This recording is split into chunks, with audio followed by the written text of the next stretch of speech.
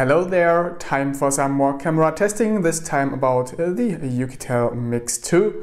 First, let's start with a quick introduction about the specs. The rear camera in here is supposed to have a 21 megapixel camera, but in fact that's just an interpolated value, which Oukitel, by the way, do state on their website if you look closer.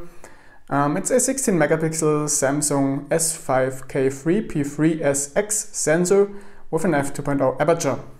The secondary camera of the dual camera setup here is supposed to be a 2 megapixel sensor, but when you look a little closer you already see that this is likely a fake sensor because the lens is so small and looks kinda strange. And when having a look into the camera customs.so file, you will see that they're actually using a VGA sensor there, which is the usual Galaxy Core 0310 VGA sensor, so not a real dual camera setup there.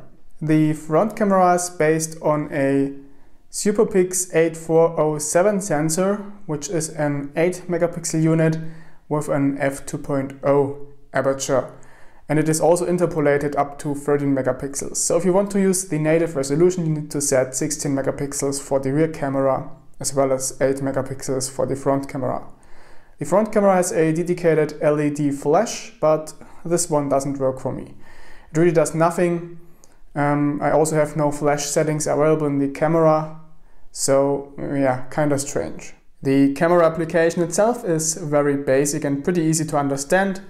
On the top left you can enable and disable the LED flash, set it to always on, off and automatic. You can switch between the front and the rear cameras.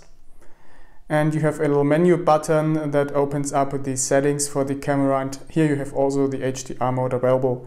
Here in the camera settings you can enable, disable store location, shutter sound, face detection, preview size, either 16:9, 4:3, and nope, no 18:9 there.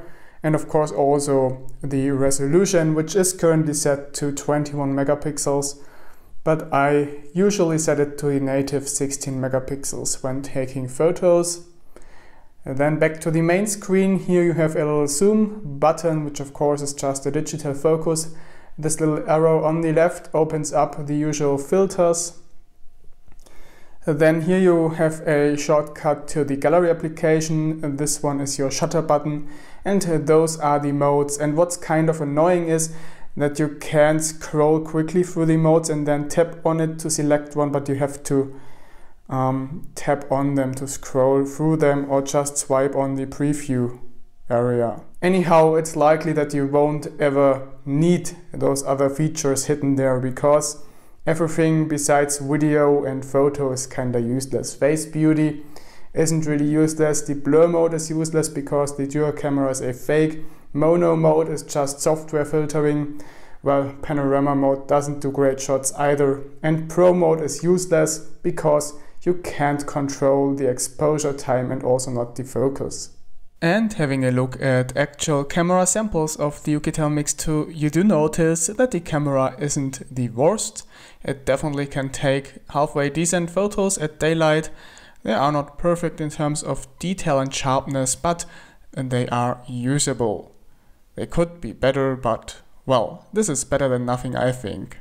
I mean, we have seen a lot of phones that perform way worse than this, right? And what's kind of surprising is that even in low light photography, the phone still performs somewhat okay. I mean, you can't expect any high-end low light photos with a high quality, great detail and sharpness, of course. Just look at those. Of course, there is quite some noise in them, they do lack quite some detail and they aren't perfectly sharp. But considering the phone category we are moving in here, this doesn't look too bad at all. We have seen tons of phones that perform way worse there. The front camera is okay. Again, not the most perfect selfie camera, but it's definitely above average considering what you usually get at those Chinese phones, especially in the Tri-Bezel-Less category. It's situated somewhere in between all the other Tri-Bezel-Less phones and the iPhone S8, which has by far the best selfie camera on this device category. When we have a look at videos, The phone can record 4K footage with its rear camera, and as you can see, compared to other phones with the Helio P25 processor, those 4K videos actually look really good in terms of quality. They pack an awesome amount of detail and the colors also look pretty good, but unfortunately, as also often, they do stutter a bit. It's not as bad as on many other phones, but you definitely can see the stutter. So it's not good for high quality 4K recordings.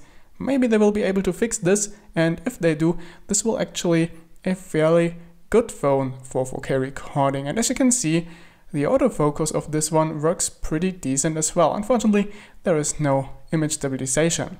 Switching down to Full HD resolution, the quality actually still is really good, which is kind of surprising considering it's just 1080p. And actually the stutter goes away too, so for Full HD recording this phone isn't bad at all. And if we switch to the front camera, you see that this one doesn't do bad videos either, but it's just limited to 720p resolution there. So I think that's all you need to know about the camera inside the Oukitel Mix 2. Thanks for watching and stay tuned for the full review. This is 4K footage recorded with the Oukitel Mix 2. This is Full HD footage recorded on the main camera of the Oukitel Mix 2. This is 720p footage recording on the front camera on the Oukitel Mix 2.